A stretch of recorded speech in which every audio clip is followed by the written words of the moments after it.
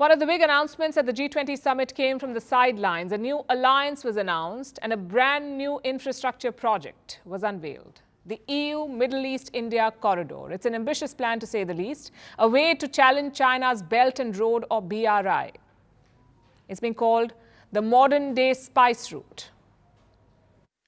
आने वाले समय में यह भारत, पश्चिम एशिया और यूरोप के बीच इकोनॉमिक इंटीग्रेशन का प्रभावी माध्यम होगा।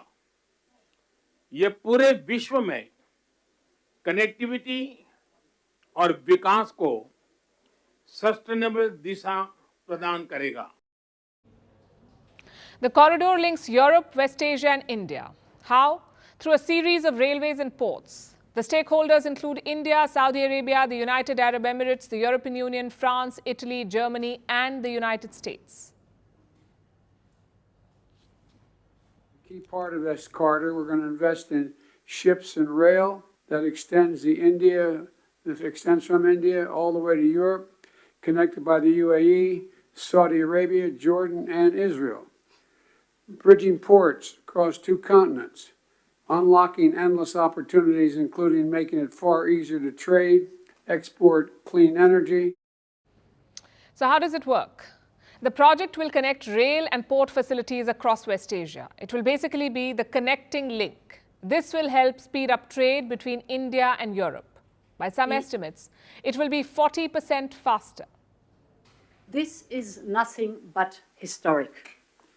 It will be the most direct connection to date between India, the Arabian Gulf and Europe, with a rail link that will make trade between India and Europe 40% faster.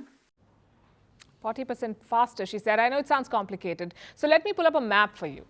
Imagine there's a shipping container traveling from Mumbai to Europe. Right now, today, it will have to go through the Suez Canal. You can see it on the map. That's the route it will take right now. 10% of global maritime trade goes through the Suez Canal.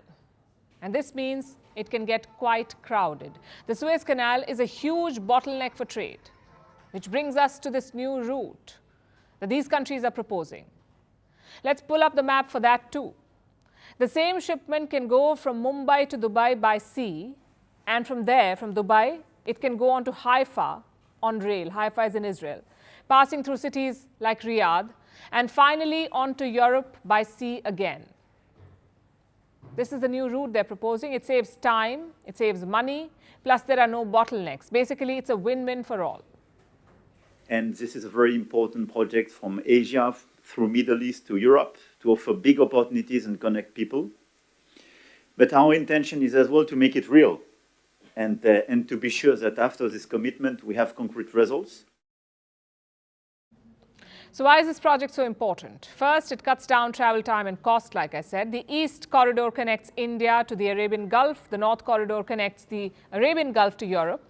So it's like a bridge between the two continents. Second, this route makes it easier to export clean energy, also expand access to clean electricity. Third, the members want to lay a cable for energy and digital connectivity. And last, it will safeguard regional supply chains and boost accessibility, thus creating more jobs across the region. So that's all about the plan. But what about the implementation? The members have already signed an MOU. Like I said, that's a memorandum of understanding. They plan on meeting in the next 60 days.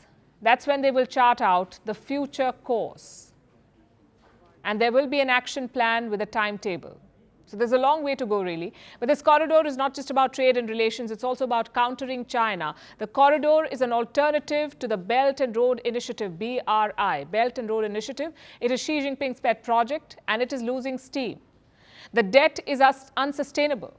Countries like Italy are planning to walk out of BRI, and this was apparently conveyed during the G20 summit. Reports suggest that the Prime Minister of Italy, Giorgia Meloni, privately signaled this to the Chinese Premier Li Qiang. But Meloni has not said anything publicly yet. Even in a press conference, she said that the decision is yet to be taken. The issue is how to guarantee a partnership that is beneficial for both the sides, leaving aside the decision that we will take on the BRI. So China's BRI is losing its sheen. Its partners are jumping ship. It now has a credible challenger in West Asia. Or does it? Has China's Silk Road finally met its match in this modern-day spice route? We say it all depends on the implementation.